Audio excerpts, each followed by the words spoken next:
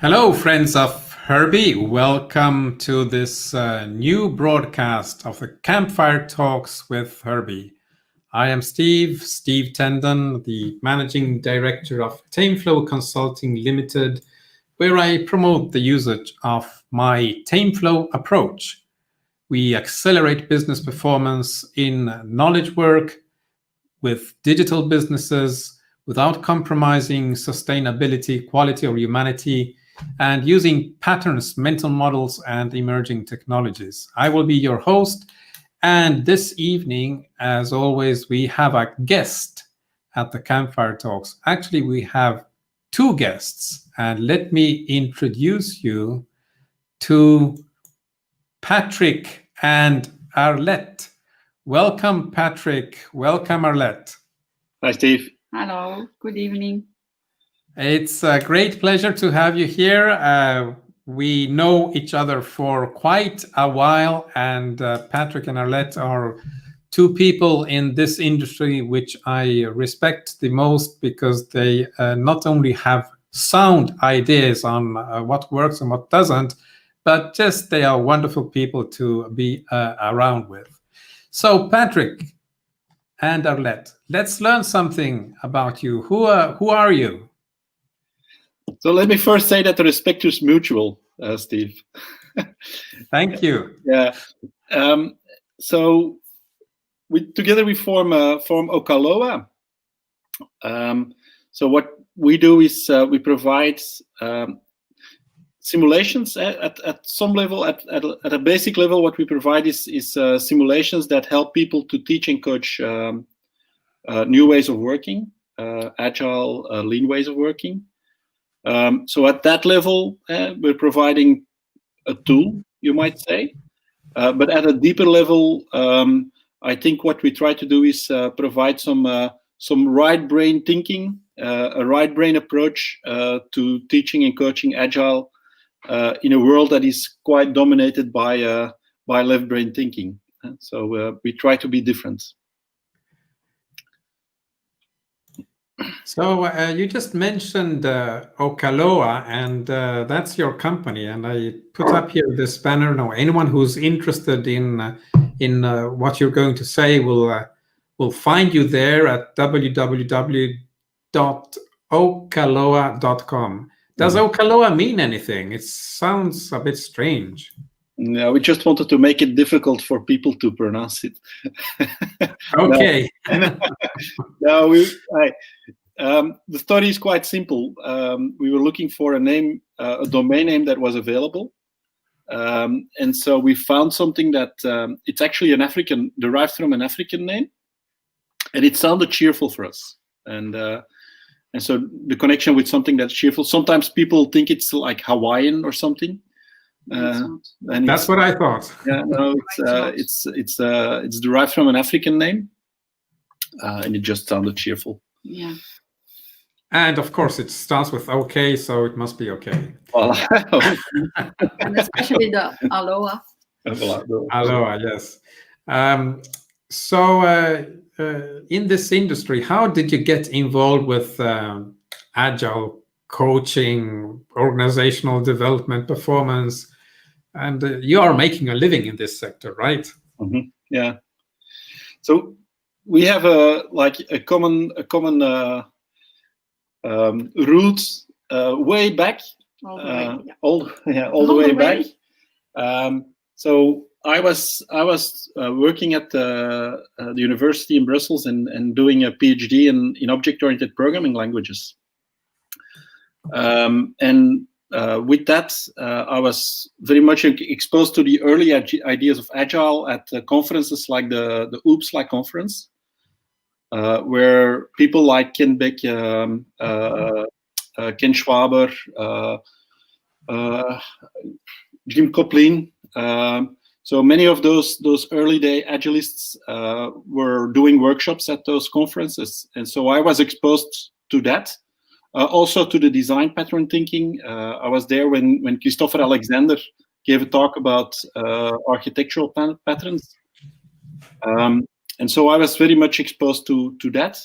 And at the same time, Arlette started a company Yes, but we already know each other from the university, of course. But quite soon after that, I graduated from the university. I started my own company together with a few others. And our initial idea was to use Smalltalk, so an object-oriented programming environment, to promote that environment in Belgium. And from there on, we got an opportunity to develop a project for a television station. And actually, before we knew it, we were developing purely software for a television station using object-oriented programming. And then after Patrick... and more importantly, using a very iterative approach. Yeah. Smalltalk lent itself to iterate quite easily. And so the program director at the television station at that time must have been a visionary guy. Yeah. Because after a couple of months development, or even less, he started using the system, and they started iterating. Probably not in regular iterations in really regular iterations, but on a regular basis, iterating with that person to define the software and to develop the software. So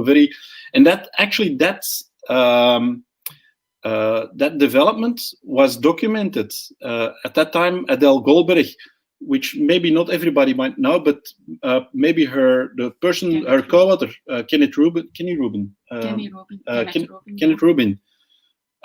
They were writing a book, Succeeding with Objects, and the project that Arlette was doing, the development that Arlette was doing with her company, was actually one of the case studies in that book. Yeah, and the reason why they got interested in it, because we are now talking about 92, 93. Yeah, so maybe a little bit later. No, 92, 93. And so back then, prototyping was something that people were getting into, but the idea was not actually to start using a prototype in a real production environment. And but this programming director, he wouldn't take no for an answer. So we actually started saying like, okay, just go ahead with the prototype. And one way or the other, they were very charmed by that way of working. So that they documented it in the book. Okay. Yeah. I do remember that book, but I didn't make the connection that you were actually one of the case studies. And of course, Smalltalk and all those environments were like naturally being used in an iterative and agile way. I think it was just a consequence of how those environments worked. But when did you actually get into this quote agile business that then developed out of those programming practices? Yeah. Well, you can talk about your history, but the actual start of what you are referring to, Steve, is when Okaloa was born, and that's exactly this month 8 years ago.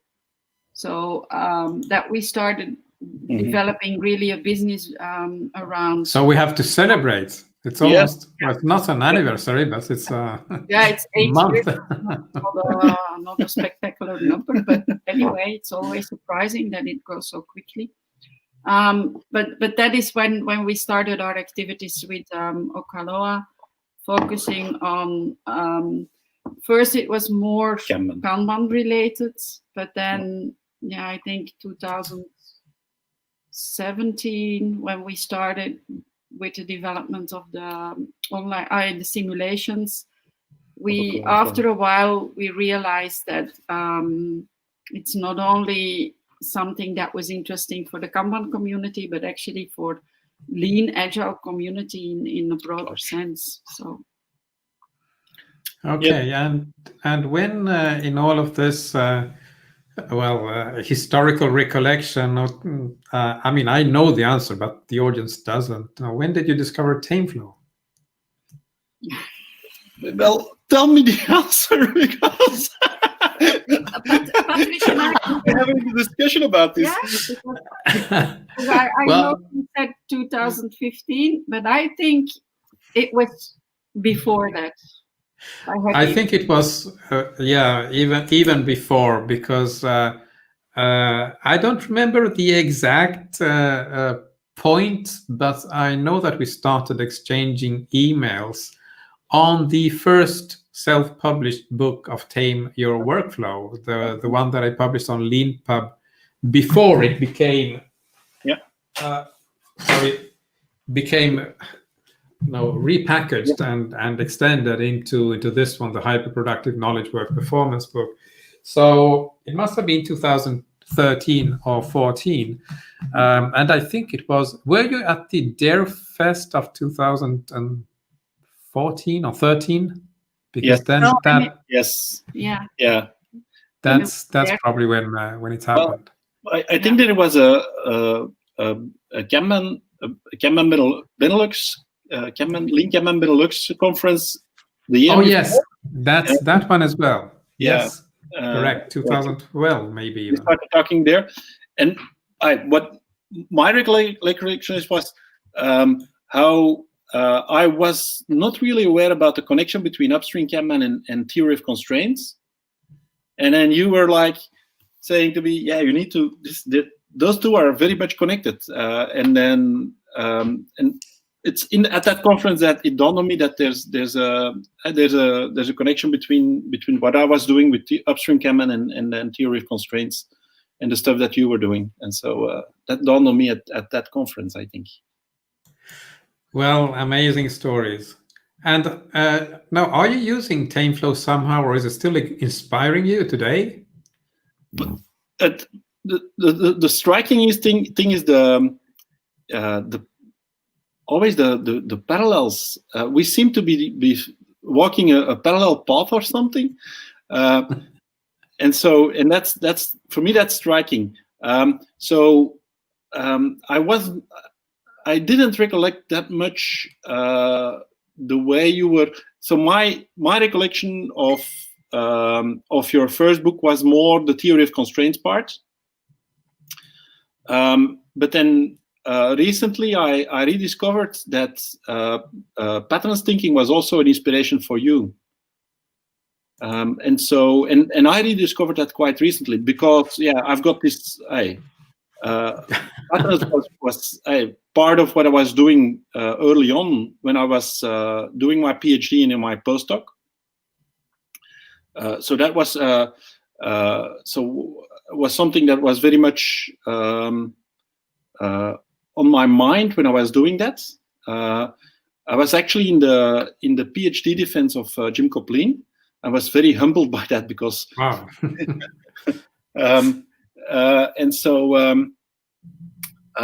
But then, and this is something that I always like.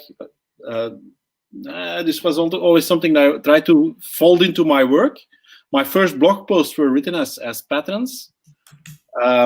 But then more recently, I rediscovered it, and I saw how that can help us to formulate our ideas.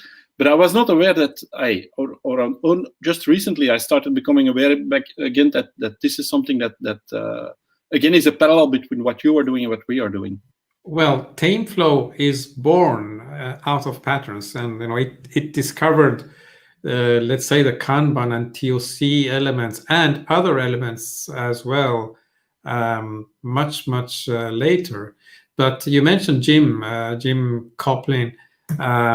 He did that breaking research for AT&T in the early 90s, and that's where he documented the case of Borland International. Mm-hmm. And that case was in 1992, I think. And published in 1993. And I was at Borland basically between 1987 and 1992. So when he presented that paper first at the Borland conference, I think it was either Orlando or Philadelphia, I don't remember which one. But when he presented that, all the Borland folks were hyped because it turned out that Borland was out of all the charts. Yeah. And then he started documenting how he arrived at that, and it's interesting the connection with Smalltalk, with CRC cards, which he repurposed to model how organizations were actually structured, and from that he then derived the organizational patterns. Yes. So when I always say this now, when I left Borland, unfortunately, it was like my first real professional experience. And I say unfortunately because when I left, all other places were such a disappointment because everything was so slow and nothing was happening. So I was trying to replicate what I had seen at Borland in other places. And as I was doing this, his pattern theory starting to become more articulate, and then he published his book. Don't remember the title, but it was like Organizational Design for Agile Software Development, something like that. It was all based on patterns. And that's when I started really to reason in terms of patterns. So we're talking about 1996, I think. Mm-hmm. And from then onwards, patterns have been the foundation of all my work. Kanban and TOC came much later, like 10 years later. Yeah. Now, for me, there's a recent development that comes out of complexity theory. So if you a pattern is a solution to a problem in a context. And so in complexity theory, they have started to adopt a notation that comes from chemistry. Chemical production systems, they started to use a notation that actually captures the essence of this idea of having a solution to a context to a problem in a context. So what you're doing is you're using a notation where you say A produces B under conditions of some constraint C. Yeah. And so for me, that's been a breakthrough in terms of being able to have a graphical notation to show how patterns are related. And that's, for me, that's getting all my attention now today in terms of being able to document what we're doing. Yes, so it was a good start with the patterns, but you know what? Tell us also something about yourself. You know, your typical day in life. How does it look like? Well, so before or after Corona? Yeah. And so I was. We were talking about this. So I was like.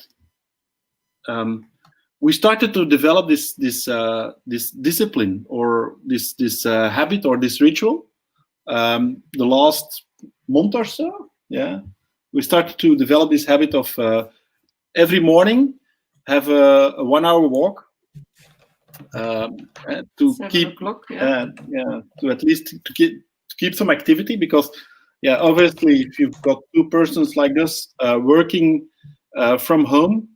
Then there's a little bit of a danger that work doesn't stop, and that's not healthy in the end. And so we started developing this discipline of starting every morning with a good walk, and then also in the evening with a good walk.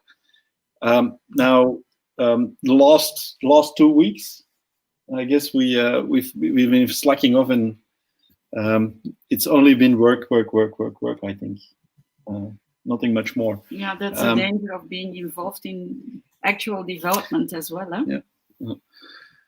But yeah, since Corona, this is our world kind of. And so we divide our time between guiding the development. I'm actually involved in the development of the online simulations. I've got my hands into the code. I insisted on that, which brings me back to 20 years ago or 30 years ago when I actually developed stuff, and now I'm doing that. I'm doing that again. Sometimes we do some development together. More on the website, on the side of the website. Time is spent in terms of working on the patterns, marketing the simulations, getting our website in order, working on the dojo, the community of Flow Lab facilitators, and then doing trainings. And so I mean, now I'm curious, not only because you reveal that you are back to coding. I almost envy you. I don't remember those days, but now I'm really curious to know. I want to know, what have you coded? I want to see what you have done. Yes. So now, what is this thing you have coded? Can you show us something? Yes, I can show you something. So let's see. Do you have a screen share here? Yeah. Okay. So this is something that started, I think, 3 years ago. And so the kind of the instigator of this is Mike Burrows. So I was doing Kanban training, and so I was part of starting up Okaloa Kanban training. I was doing Kanban training and doing a lot of the left brain part of rationally trying to explain what Kanban is and why Kanban is useful, why limiting your WIP is useful. And so rationally, people would connect with it and they would say yes, yes, yes, yes, yes. But then at the first moment that they had to make a decision, it was clear that the rational brain is not the master. It's the slave, and it's another part of the brain that actually makes the decisions.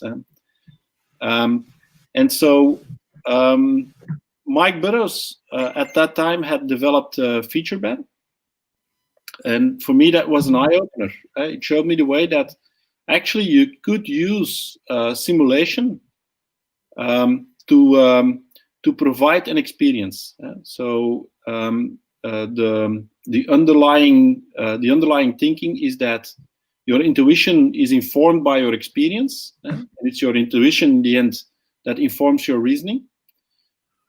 So by designing an experience, by giving people a new experience, you allow people to develop new intuition. And especially in a context of theory of constraints, in the context of Kanban, what the hurdle is that you need to make is that some of the things that we try to teach are counterintuitive. They're not in line with the common intuition.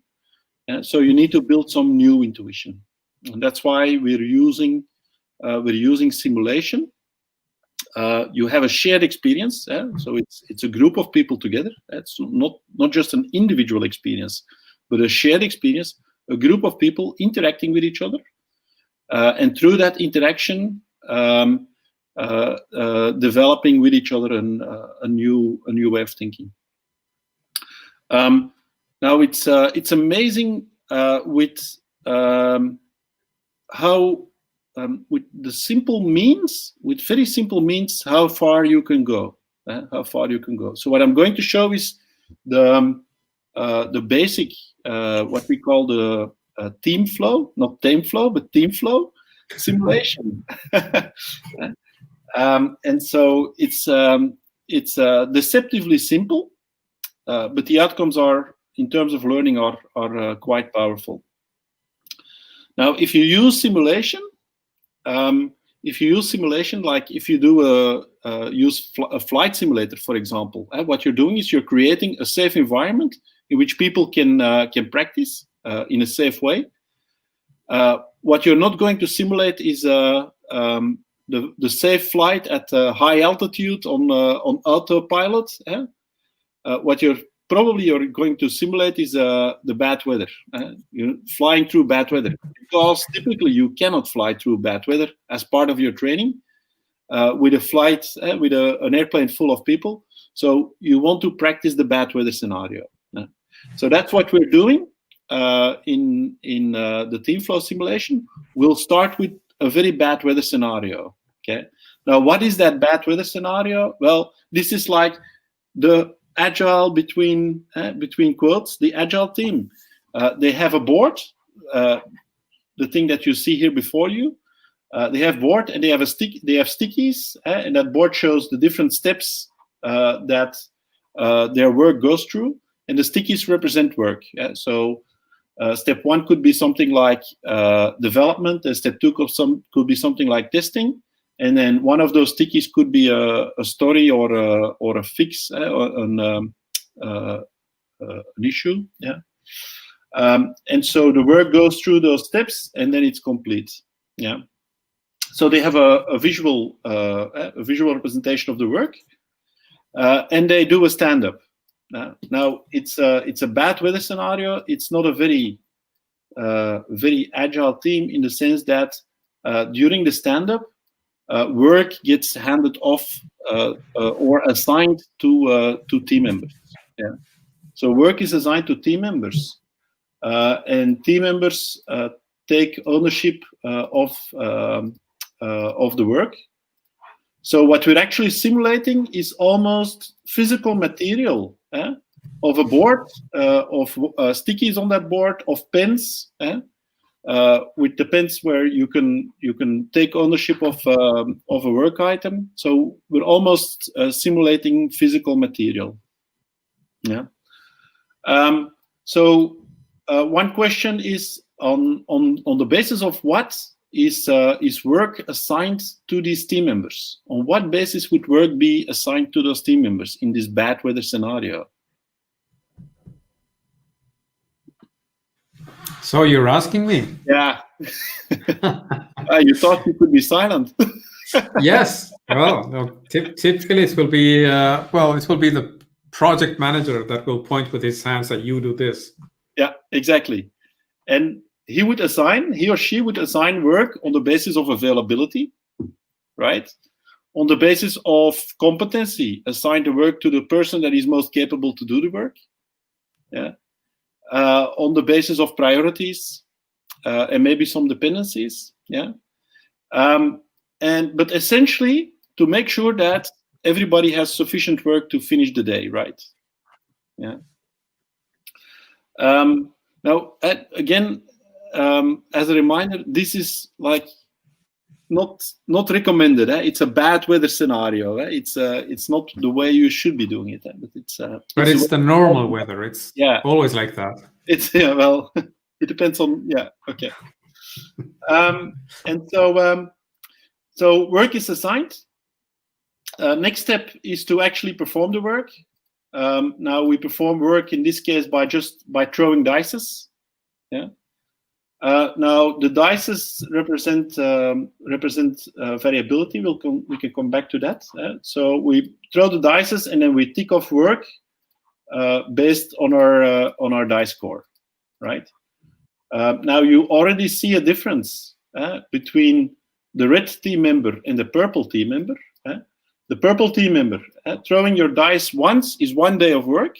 So the purple team member already has almost finished. Entirely finished step 1 of the work. Okay, half of the work is finished, and the red team member only barely started the work. Okay, so on what would be the reason for this? You're asking me again? Yeah. Well, of course, could be many reasons. It could be that that team member does not have the skills. Could be that it's overloaded, could be external factors, sickness, delays, accidents. Could be the work that is more difficult. It has a different weight. Yes. So many reasons for that. Yeah. I didn't know you were going to trick me to answer these things. So here, this might be some piece of very badly written code, right? Well, this is something very easy. So the work is variable, but it also might be that the performance of the team member might be variable. Okay, so we perform work, and then at the end of the day, when everybody has done his or her work, at the end of the day, we draw an event card, the obligatory event card. And so at the event card, we'll have obviously we'll have some surprises, but also every day we will need to draw a blocker card. We need to draw blocker cards on our work items, and so some work is blocked, and some work is okay. So Steve, what do these blocker cards represent? Oh, could be many things. Could be a lack of some resource that is needed. Could be lack of knowledge. Could be incomplete requirement specification, lack of information. Could be dependencies on suppliers, test equipment. I don't know, classical example, you're doing a credit card application and you don't have the credit card reader, so you're blocked. Yeah, exactly. So here we even have a card, a work item. Are those blocker cards created at random there, or did you create them there? No, they're created at random. Okay. So what we're simulating is actually a physical stack of blocker cards with randomly shuffled blocker cards.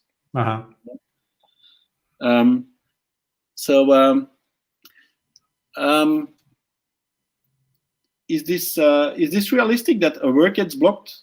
It's assigned. It's not. I haven't worked on it yet, but it already is blocked. Is that realistic? Oh yes, it can happen. Okay. So you see, what we're doing is we're simulating. We're not playing a game. It's not a game. It looks like a game, and people enjoy it sometimes. Yeah, but what we're actually doing, there's no winners or losers. But what we're actually doing is we're simulating parts of what people might recognize from reality. Work that gets blocked, variability in the work, a project manager that assigns work to people and pushes work onto people. If we go a little bit further into the work, we'll get urgent work that trumps other work. Yeah, that needs to bypass all the other work. Yeah. We'll get events that ask you for estimates. Yeah. So what we're doing is we're simulating part of the real world.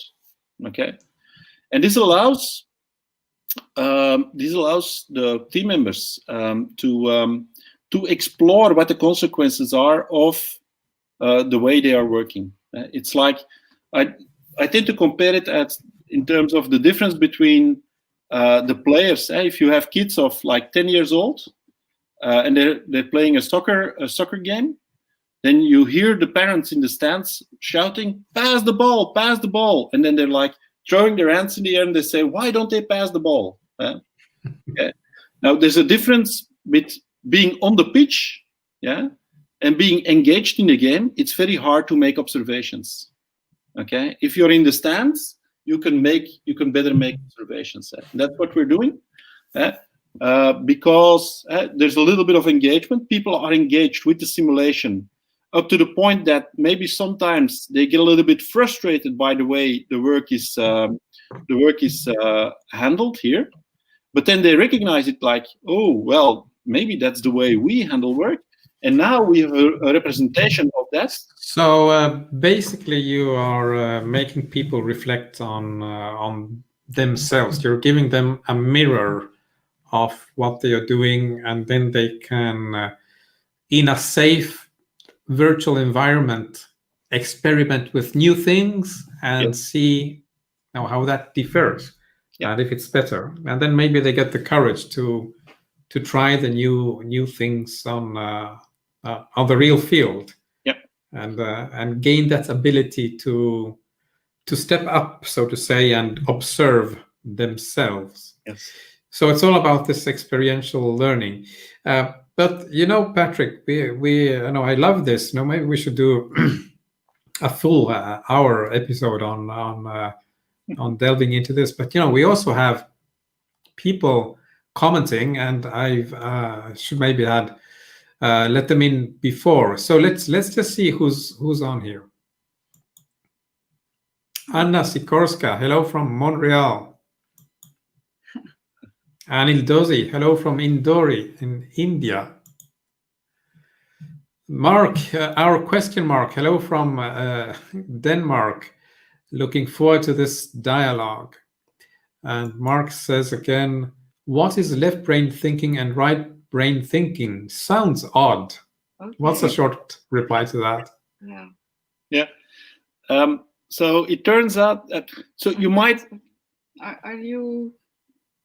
Yeah. So you might wonder why our brain is actually physically divided. Why don't we have one monolithic brain, right? You might wonder why. So that evolutionally there must have been some value in terms of why our brain is actually physically divided into two hemispheres. Now, in the past, people have been trying to map functions onto different parts of the brain, saying, well, the left brain is more for language and the right brain doesn't cope with language, it's more visual. They've been trying to map different functions on the left or the right hemisphere, up to the point that nobody believed that it was possible because it all turned out to be false. Up to the point where people start saying, if you want to do a bad career move, study the hemispheric, the lateralization in the brain. Now, there's a person called Ian McGilchrist, and I strongly recommend his book, The Master and His Mystery, who started studying the hemispheric lateralization, hemispheric differences. And his statement is that it's not about what the left hemisphere does versus the right hemisphere, but how it does it. Yeah. So both hemispheres do similar functions, but they do it differently. Yeah? And so what the left hemisphere does is focuses on take things apart, focus on the details. Yeah. If there's a problem, we isolate the problem, we analyze the problem. We try to find a common knowledge, public knowledge, to actually solve that problem. Left hemispheric thinking. Yeah. The right hemisphere is if there's a problem, it looks at all the problems together and looks at the connections between those problems. How are things connected? What is the context in which things are doing? And in the left hemisphere, we're taking things out of context. In the right hemisphere, we actually look at the context and we take the context into account. So it's two different ways of thinking. Now, it turns out that in Western culture, the left hemisphere is tending over time has tended to start to dominate a little bit. Mechanistic thinking. Right. And there's nothing wrong with the way the left hemisphere thinks, but when it dominates, when it's not a good master, because it tends to overestimate its own capacities. It tends to think that it can control the world, and what we actually see, we're seeing the evidence of that today. It's very hard to control the world because the world bites back. Well, we have to thank Mark for this question. Mark is also known as question mark, because he always asks questions that require no deep deep reflection. But let's see who else we have here. We have Rudiger from the UK. We have Sri from Rochester in New York. Hello all. We have Greg McGivern from the UK. Good evening. We have Bernard from Let's Blush Gino Wickman. Bernard is in Switzerland. Anna is commenting something. Replying to Mark. The discussion about right and left brain thinking is so popular, considering that there are transfer from informational age to conceptual age.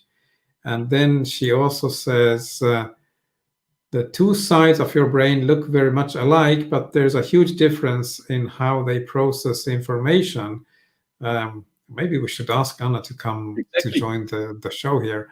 There is a problem with sending a link to the web page with more information, but there is an article on Healthline, left brain versus right brain. What does this mean for me? Okay, we'll try to find that one. I can strongly recommend Ian McGilchrist. We'll put that in the notes as well. We have Minton, but actually Minton is with us. We'll let him come in a moment. Bernard is giving us lots of emojis. I think he's overexcited by this conversation, and he says it does make sense. Then we have Aparna Renganathan. Hi, Patrick and Arlette. Great to see you again today. She actually woke up in the middle of her night to attend the training from us this morning. So Aparna is doing 24 hours round the clock. Oh, well, thank you, Aparna, for joining this show. Then we have Kavev Kalantar. I love Patrick and Arlette and value their contribution to Lean, Agile, and Kanban community significantly. Thank you for that. We have Greg commenting, great to see Patrick again. I had the fortune, his dedicated coaching 7-8 years ago, Honda days. Hi, Greg. You have lots of people coming in here. Great. Mark again. Then we sort of need both sides of the brain. Yes, Mark, it's not only questions, you need the answers as well. Well, now answer Mark. Answer Mark as well. And then we have Piotr Zielniak. Hi from Poland, Krakow. Welcome, Piotr. So we mentioned Minton because, Minton facilitated this campfire, and he's here. Look, hi, Minton. How are you? I'm very fine. Thank you very much. I'm very pleased to be with you all. Well, thank you for bringing together Patrick and Arlette to our show. So, what's your reflection or comments on what I've been going through so far? Well, I guess just when I first began working with Flow Lab, it was really a big moment of insight about learning and how learning works and how much better this works. So I've just been excited and I've been training and moved through the evolution of Flow Lab as a physical simulation, and now I'm really excited about the online version because it's potential for customization and faster iterations of advanced learnings and particular contexts. So it's great. I'm really excited by it, and I've been to Belgium for the advanced training, and we went out to dinner, and it was beautiful, great experience. Yes. So Minton, Patrick, you wanted to say something? Minton was in I think our first class with the advanced simulations. I think so. Yeah. Over in Brussels, and we had a nice visit to Antwerp, my hometown. We had a big steak, I remember. Yeah, even vegan me, I think I probably had some meat. So. Yeah. So, Minton, you are one of the very first TameFlow trainers because people maybe do not know that I am extending my reach. Before TameFlow was me alone, but now we're setting up an organization, a network of trainers. And in fact, you might check this page on tameflow.com/tameflow-training, where you will see all the trainings we have there. But Minton, you're one of the first trainers, and you're also a user of Flow Labs. And as well, a premier business partner. Woohoo! And that as well, yes. I'm very excited to be. We're going to announce that soon, that we're having like business partners, and Minton is probably the very first one. So we'll get back to that. But how do you see the connection between TameFlow and Flow Lab? Wow. You're the bridge here. Well, I mean, because I do see without much radical change to the setup of the TameFlow, what we just saw the demo, to do a flow efficiency board, which is one of the 4 boards that we've got in TameFlow, and be able to demonstrate, along very similar lines to the way it works today, but with maybe some particular focus on flow efficiency. And then, likewise, I'm very excited about the possibility of simulating other boards that are important in the TameFlow approach. So, yeah. Okay. So I just mentioned I'm trying to build up TameFlow so that it goes beyond my own person. And we also have a community site, and it's a community of peers. And I know, and by the way, it's here. You can join it at community.tameflow.com. And I know that Patrick and Arlette have some very strong ideas about communities. What do you think about communities, Patrick? So if you look at the early days of Agile, before the manifesto, it was really a place of practice. So not by accident, the manifesto begins with, "We are uncovering better ways by doing." And so, yes, there were people that were like talking about extreme programming. And yes, there were people that were having workshops about something that they were calling Scrum. And there was like Jim Highsmith with adaptive project management. And so we had this notion of people with different approaches, but there was not like these silos or these different schools of thought. It was all one big, and everybody was like learning from everybody else. So one big place of practice. And so I think the manifesto is a testimony of that, in the sense that they all came together, and they all came together to share their vision. But it also was a turning point, because at that point, that vision got codified, and that was the kickoff of all those schools of thought that were centered around one particular method, and each focusing on their method, each developing their own doctrine. And so, to me, there's a big difference between a school of thought that tries to close off ideas and a place of practice where people really share. Yeah. And so oftentimes we see what are called communities, but they're actually a school of thought, because it's very hard to innovate. It's very hard to come up with new ideas. So we do sometimes see what are called communities, but actually they're actually schools of thought centered around a specific doctrine or specific methods. So what I would love to see is more open communities that are actually sharing practices, where people can come up with new ideas, where it's good that different ideas collide with each other. So that's I think what we should be striving for. Yes.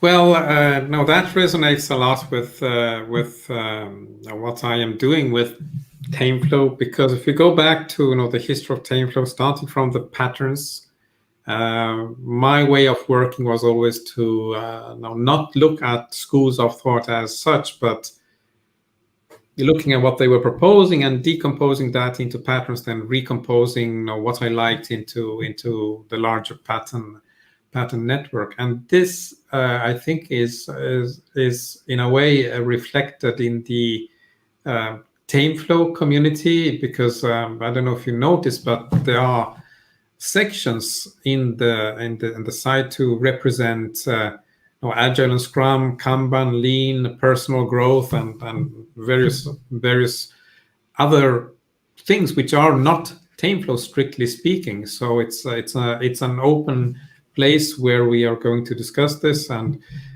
we are also going to revive the pattern thinking as it was maybe originally in those periods that you mentioned before.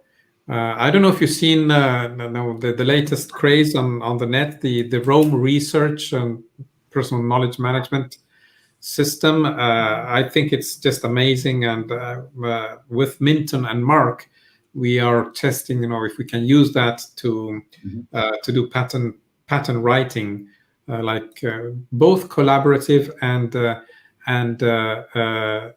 like sharing bits and pieces. So imagine that you are documenting a pattern in your repository. I could reference it from mine, and we grow like the pattern network across our own boundaries.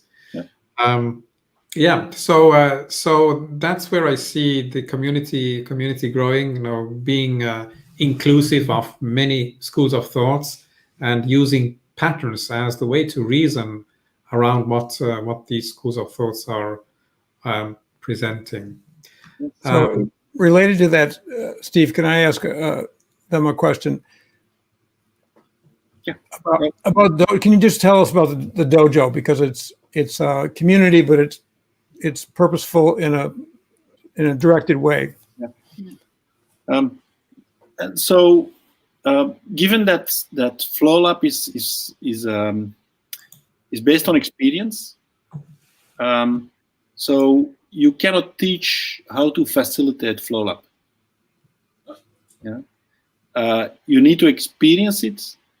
You need to get experience with it. It's so it's by doing it that you start learning it. Now that for us, that's a challenge. It means that we can only develop good quality facilitation and good quality facilitators by allowing facilitators to facilitate. So yes, we provide we do provide trainings that help facilitators on the way.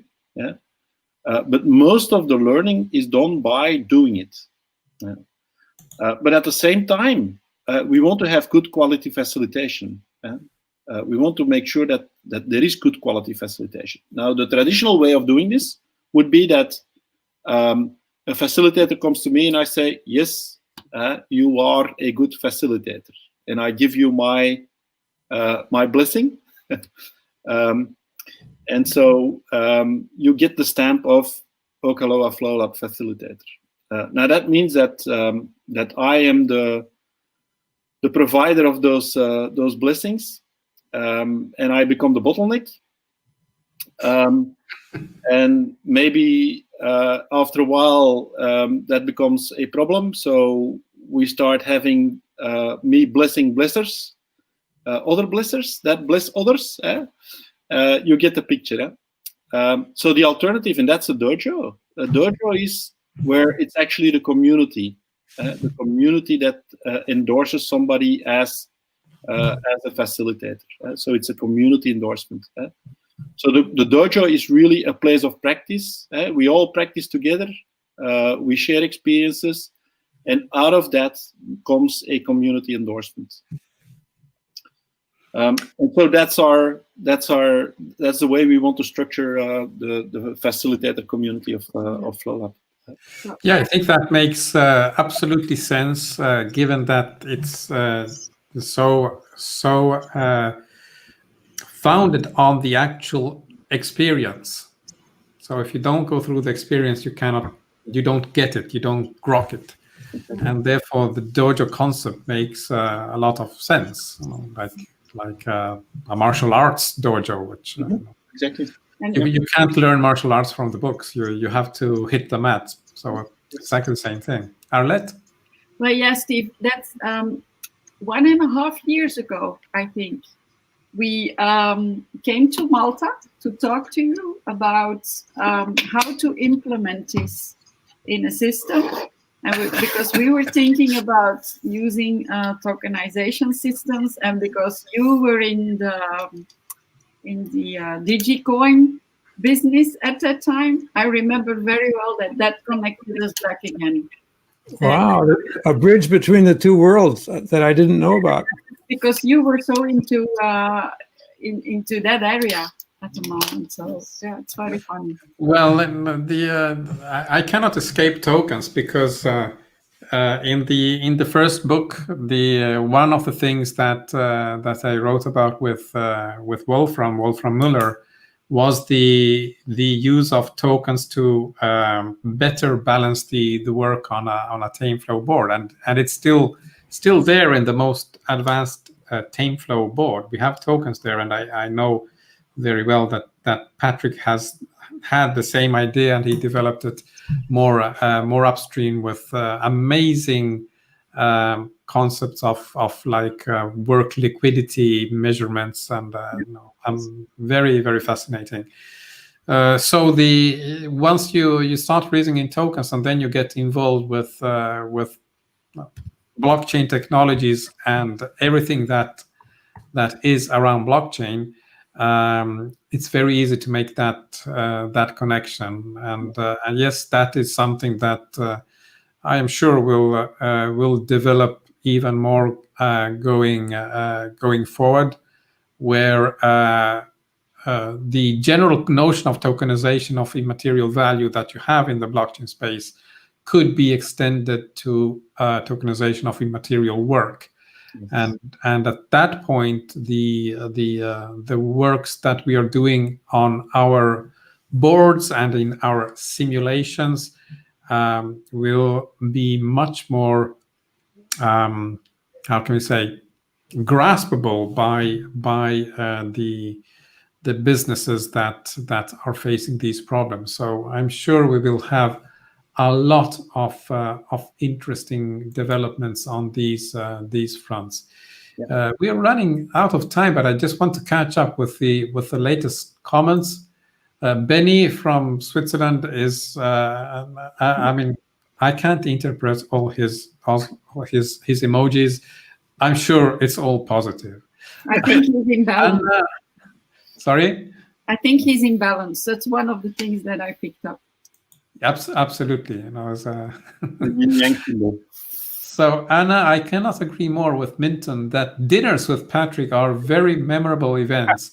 Our group enjoyed one of them in Krakow. By the way, I still follow one diet advice I've got from Patrick. I don't know what that could be, but okay. I wouldn't Mark. Diet advice. It was Belgian chocolate is what it was. Oh, yeah. All right. That makes sense. I will follow the Belgian beer instead. Mark, to Patrick, a nice definition of not being dogmatic. Great with building bridges and not walls. Oh, we have Enrique Ledesma from Ecuador. First time I see Enrique here. Welcome, Enrique. He's asked, would like to know more about the simulation. So, okay, maybe I will connect you afterwards so that you can inform Enriquez more in detail. Mark, I'm always afraid when I see Mark, I think, oh, it's another question. But now he says, life can only be understood backwards, but it must be lived forward, by Søren Åby Kierkegaard. So yes, now we stop here on a philosophical note. That's very, very deep. Thank you, Mark, for coming up with this deep reflection. We are out of time, so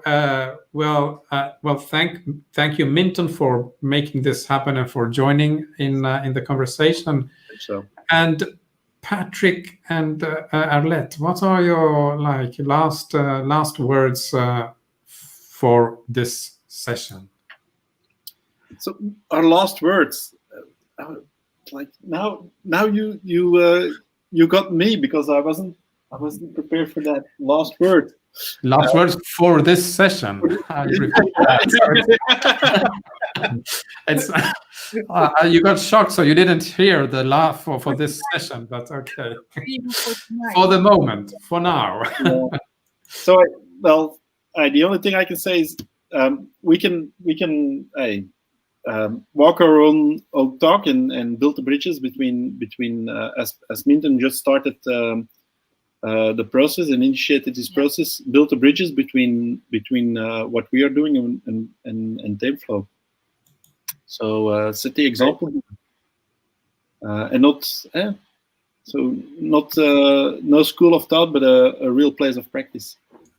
I volunteer to experiment. Yes. Yeah, thank you, Minton, and thank you, Patrick. Thank you, Arlette. I invite you to join the TameFlow community, community, and present your ideas and thoughts and whatever you have in the community. I think you will have lots of questions there, because question mark is always around there as well. Yeah. So we'll close here, and thanks again, and we'll be back soon with another Campfire. Just sign up to the notification list. You find it on events.tameflow.com, and you will be notified when the next Campfire talk is up. So thank you. Peter Merrill will be November 10th. I just want to pop that in there. Thank you for reminding me, Minton. So on November 10th with Peter Merrill and his X-Scale. So yeah. You see, we're building more bridges. That'll be good with other schools of thoughts. Good. Thank you, Minton. Thank you, Steve. Have a nice evening and nice afternoon, I suppose. Thank you. Goodbye. Thanks, everybody, for coming. Yeah, indeed.